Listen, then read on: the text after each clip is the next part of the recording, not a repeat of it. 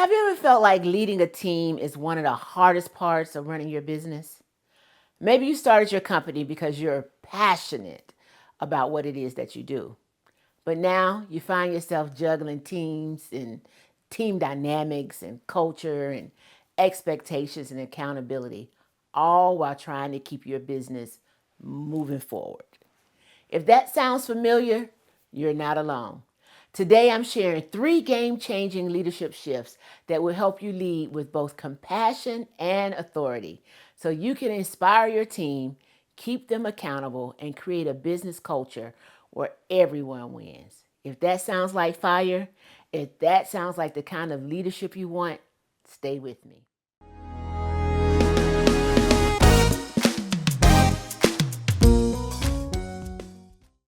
You see, mindset is everything. And the mindset shift moves you from boss to leader. First things first, being a boss and being a leader are 2 different things. A boss gives orders, a leader inspires action. And here's what most people miss: compassion and authority are not opposites, they're actually partners. Yep, they're partners. Here's how you can shift to true leadership. Remember that clarity is kindness. People perform better when they know exactly what's expected of them. Empathy doesn't mean lowering your standards, it means supporting people to rise to them. And your presence sets the tone.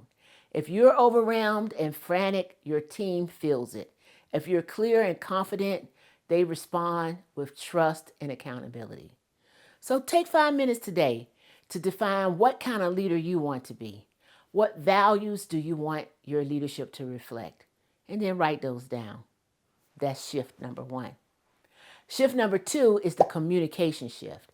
Clear and direct, responsive, compassionate. When you think about communication, let's talk about it because this is where most leaders struggle. Have you ever had a moment when you thought you were crystal clear, but your team heard something completely different? Yeah, right. Welcome to leadership. It's like Charlie Brown. Remember when Charlie Brown was walk, walk, walk, walk, walk? Every time the adult spoke, what was said. That's actually what happens when communication isn't clear. Your team hears you, but they truly don't understand you. If you're vague, if you soften requests too much, or you assume they already know what you mean, you'll end up repeating yourself time and time again with no real progress, and that's exhausting. When you communicate, communicate with both authority and connection. Be direct but not harsh. Say what you mean and mean what you say without apologizing for it. So instead of saying, I don't want to be a micromanager, but could you try to get this done sooner? Try a direct approach and say, this needs to be completed by Wednesday so we can stay on track. Let me know if you need any help. Much better reception. I had a colleague to teach me that. It's not what you say, it's how you say it. Listen to understand, not just respond. Your team needs to feel heard before they can truly hear you.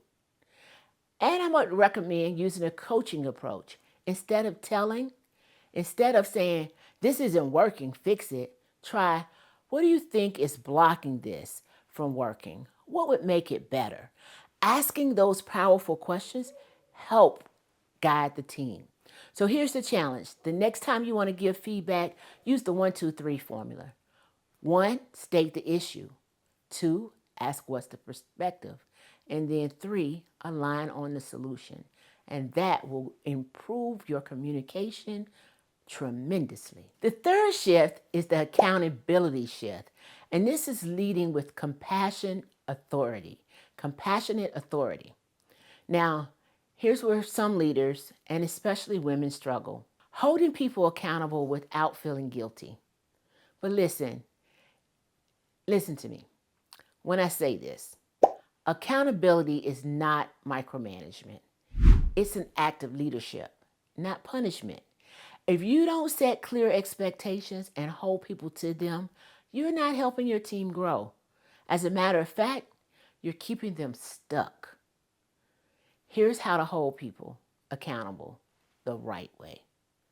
First, Set clear expectations and set clear expectations first. If people don't meet the standard, ask, did I make it clear? And then follow up. Don't just assume. Have regular check ins, and this will help you prevent surprises at the end of the project. And then, thirdly, address issues early, not after they become a big problem. Instead of waiting until frustration builds, say, hey, I noticed XYZ is happening. Let's talk about how to fix it, right? I worked with a business owner who assumed her team was handling a major client project. She had clearly communicated the expectations up front, but weeks later, when she finally checked in, she found that half of the task had been missed, like not done. But why? Because she never followed up to inspect what she expected. The project had drifted off course, not because her team was incapable, but because they weren't being monitored and guided along the way throughout the process. The key is to make a feedback loop. The key is to make feedback normal. Make it a normal, expected part of your organizational culture, not something that only happens when things go wrong. Accountability is not about control, it's about clarity, consistency, and care. When people know you're paying attention, they take more ownership of the work. So the leadership challenge is this.